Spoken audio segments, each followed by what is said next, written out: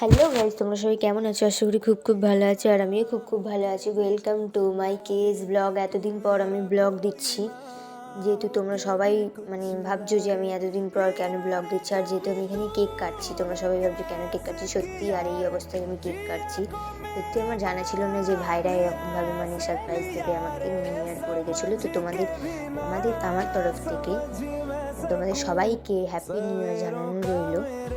তারপর দেখতে পাচ্ছ এখানে কেক কাটাকাটি হয়েছে। সত্যি এটা আমার পুরোপুরি জানা ছিল না, অজানাই ছিল। ঘুম থেকে উঠেই আমি কেকটা কাটলাম, এসে দেখছি এরা সবাই চলে এসছে। তারপরে কেকের সাইজগুলো দেখে নাও, কত বড় বড় কেক কেটেছে এরা। সেই নিয়েই হাসাহাসি করছে সবাই, এত বড় বড় কেক কেটেছে। কেকটা কাটতে কাটার খালি অপেক্ষায় ছিল এরা।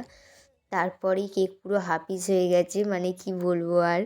আমার কেকটা ভাই বলছে নিয়ে নিতে খাওয়ার জন্য, নালে খেয়ে নেবে আর কি। তো সেই কেক নিয়েই ওরা হাসাহাসি করেই যাচ্ছে। কেক নিয়ে সব ডায়লগ দিচ্ছে আর কি, ভিডিওর যে ডায়লগগুলো হয়। তারপরে কেক মাখামাখিও হয়ে গেছে, আমাকে আমার ভাই কেক পুরো মাখিয়ে দিয়েছে। তারপরে চা খাচ্ছি আমরা সবাই। চা খেতে খেতেও এরা উল্টোপাল্টা বলছে, চিয়ার সেই ওই সেই মানে কাকা ওখানে বলছে খাবে, চা খাবে। আমি বলছি তোমার বউ আছে নাকি ওখানে যে বলছে খাবে খাবে। প্রচুর হাসাহাসি হয়েছিল। তারপরে ও তো শুধু মুখ চাপা দিতেই থাকে, যে ক্যামেরার সামনে আসতেই চায় না।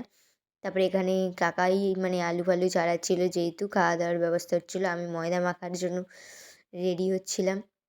রান্নাও হয়ে গেছে প্রায়, সব কাকাই রান্না করেছে, যেহেতু লুচি আর আলুর দম ছিল। আর এর নিজের মুখটা দেখাতে লজ্জা পাচ্ছে, কাকা খাচ্ছে এখানে। তারপরে দেখে নাও আলুর দমের কালারটা যে সেই হয়েছিল, আর খেতেও সুস্বাদু হয়েছিল, খুব সুন্দর। নেক্সট ব্লগে তোমাদের সাথে দেখা হচ্ছে। টাটা।